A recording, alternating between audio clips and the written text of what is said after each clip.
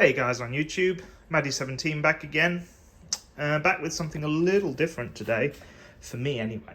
I've just, in the last couple of months, I've acquired this Simpson roll stop, Instinctive roll stop, I should say, Wringer washer.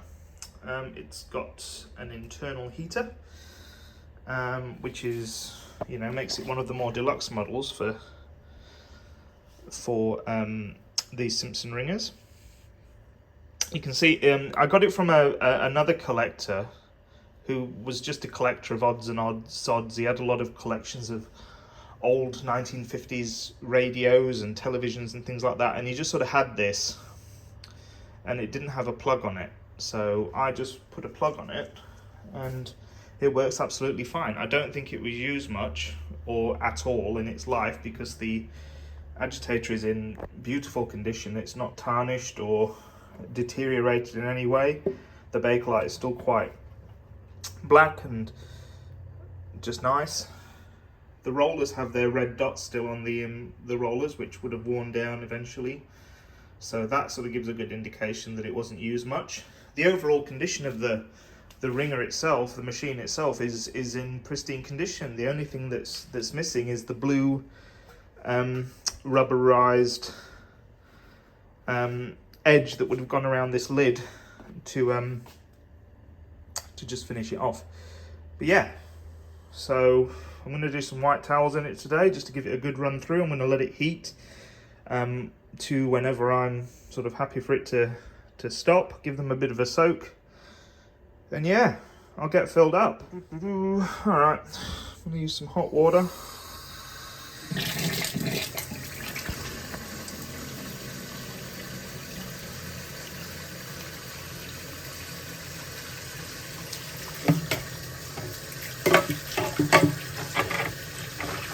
Remove this ringer, this agitator, sorry. You can see under there it's got a heating element in good condition and the drain grid. Pretty cool.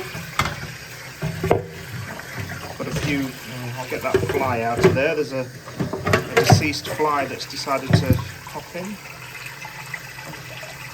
This is a lint filter mechanism. So you can see the filter on the bottom there, and that just sort of pulls apart and you can clean that. It also adds a little bit of a agitation kick on a higher level.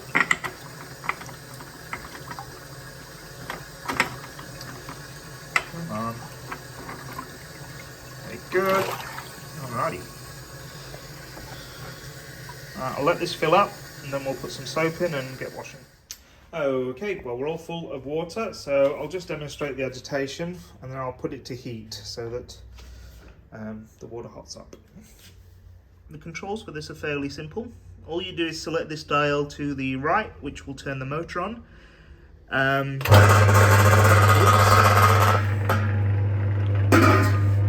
Sorry, that lid likes to rattle.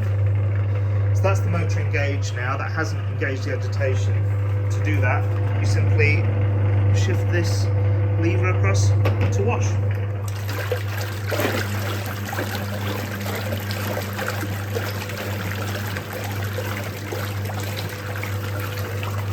It's got a good brisk agitation on it. So agitation stopped. And then to engage the heater, you very simply do that. And that has now engaged the heater. I'll just get away some of these little flippy things that have decided to pop out. Yeah, I'll pop the lid on, let it heat to a decent hot temperature, and then I'll come back.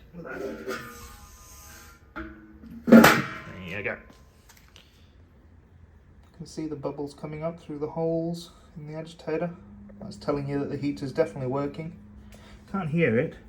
Oh, I can hear it a little bit, but not. But yeah, we're definitely heating. Okay, I think we're about as hot as I want us to go. Yep, it's about 60-ish. Don't want it too hot, otherwise I won't be able to get them out. So I don't have the big wooden tongs like they would have had back in the day.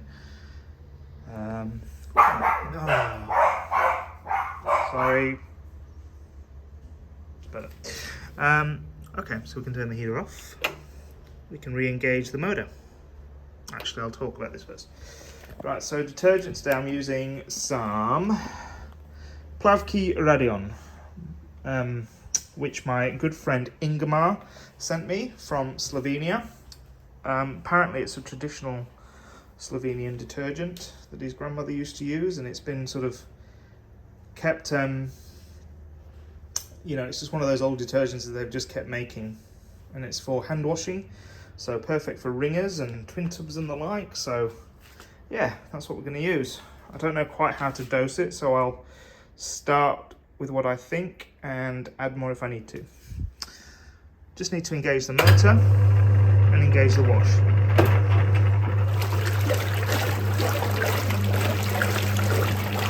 Add our detergent.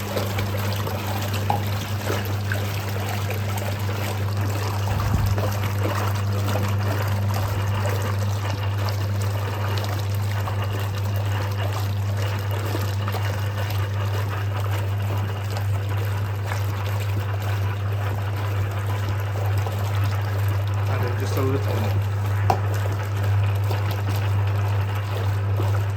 Alright, we start loading in our towels.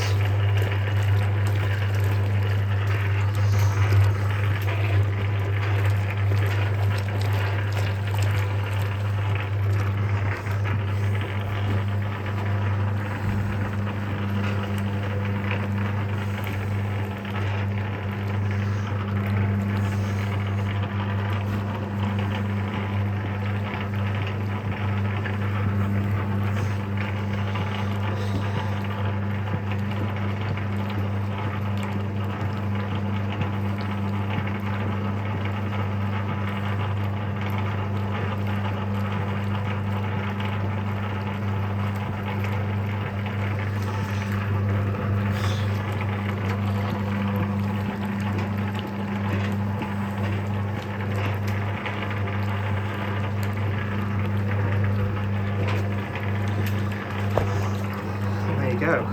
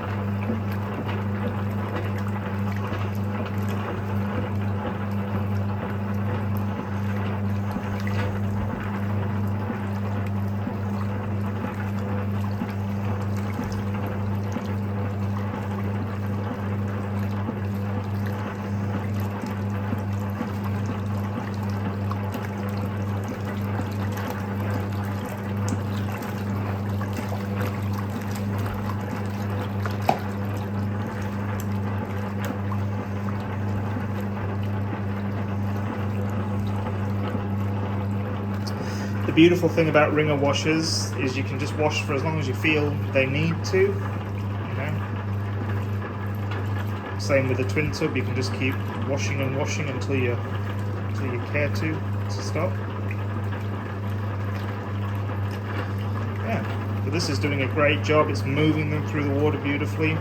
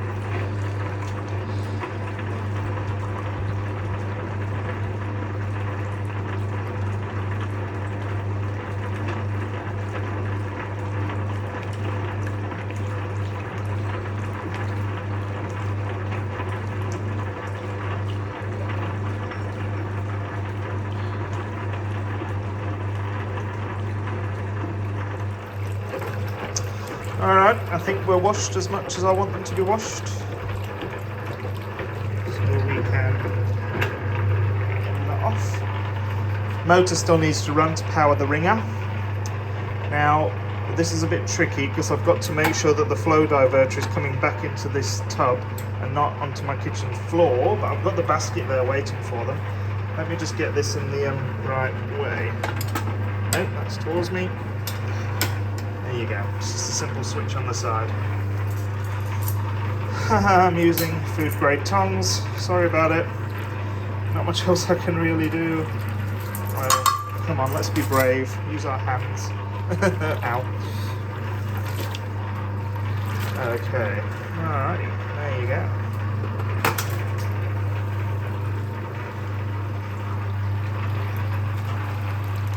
Beautiful.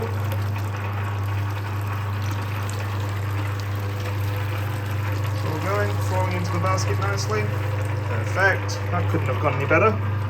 See if we can do it again. Ow. Okay. There you go.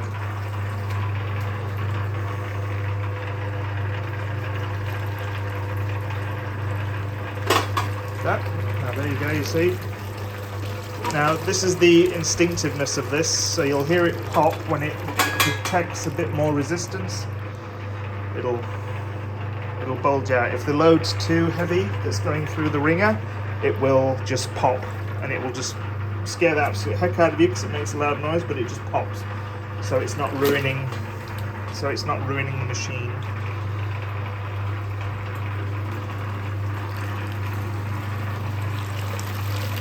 But it's swallowing that absolutely perfectly.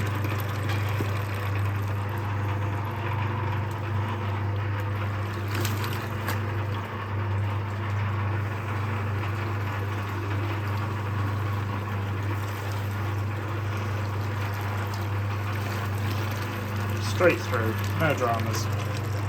Straight into the basket, lovely. It's just what I want. I have to get the tongs to help me with these ones. I'm flicking water everywhere. Right. There you go.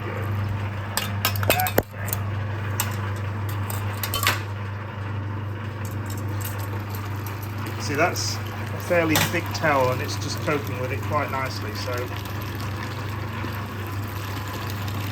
perfect.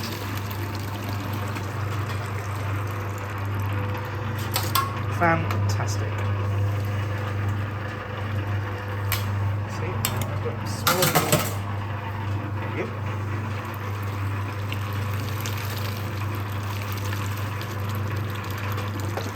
Lovely job. I think there's a small one around here somewhere.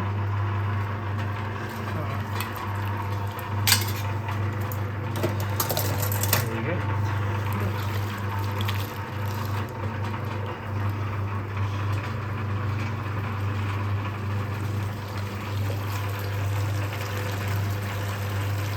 Swallowing it, no problem. Easy peasy lemon squeezy. Well, Wringer squeezy.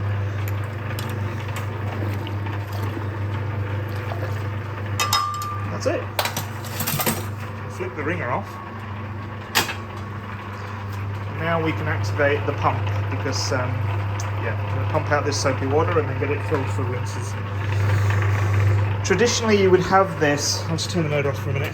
So traditionally, you know, what people did in the years that these were around was, you know, maybe this would be ringing into a tub of clean water into their laundry trough, which they would then rinse manually and then run them back through the Wringer into another tub of cold water that they'd prepared in the Wringer, and then put it back through the rollers for a final ring. Some people had these alongside spin dryers so that they got the maximum extraction, because the rollers are not as efficient as extracting water as, say, an automatic washer with a spinner on it. You know, they really do need another spin after this, but yeah, but it does the job. You know, back in the day, it would have got you out of a scrape and it would have been seen as the height of technology. So perfect. But I will dump the water out of this or activate the pump. So heat motor on again, and then you've got in and out. So you can either pump in from the trough, or you can pump out into the sink.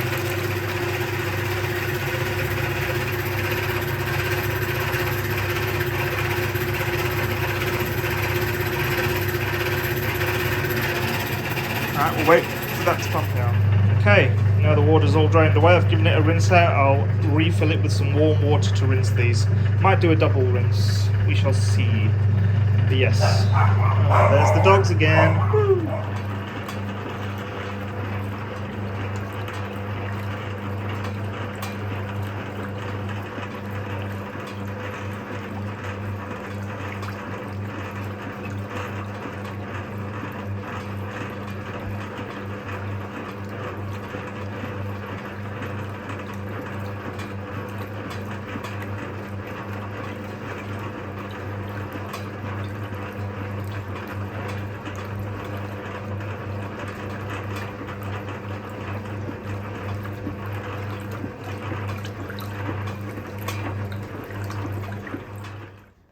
Okay, we're all washed.